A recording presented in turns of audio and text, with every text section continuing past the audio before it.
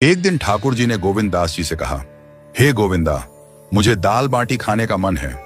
गोविंद दास जी चकित होकर बोले, प्रभु, आप तो 56 भोग पाते हैं, फिर दाल बाटी जैसी साधारण चीज क्यों?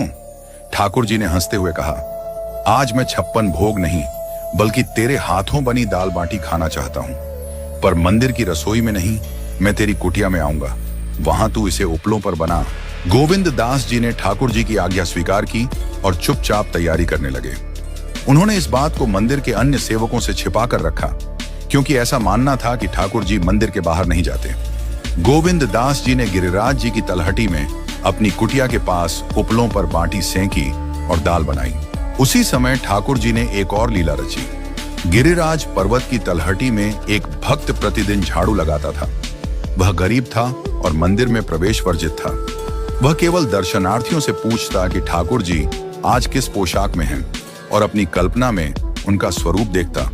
वह ठाकुर जी से प्रार्थना करता, हे नाथ, मुझे दर्शन दीजिए। इस जन्म में तो मैं आपके योग्य नहीं, पर अगले जन्म में कृपा करके मुझे चींटी बना दीजिए ताकि आपके चरणों में आ सकूं। उसकी इस प्रार्थना ने ठाकुर जी को रिझा दिया। ठाकुर जी मंदिर से बाहर आए और झाड़ू लगाने वाले के पास पहुंचे। उन्होंने उसे पुकारा, अरे भाई, मेरे पैर में कांटा लग गया है, जल्दी आकर इसे निकालो। भक्त ने ऊपर देखा तो नीली पोशाक, मोतियों की माला और चांदी का मुकुट पहने ठाकुर जी को देखकर स्तब्ध रह गया।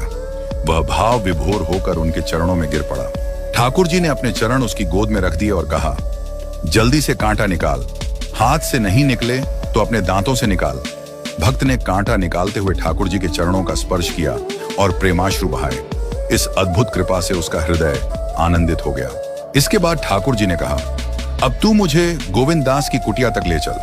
भक्त ने ठाकुर जी को अपने कंधे पर बैठाया और कुटिया तक पहुंचा।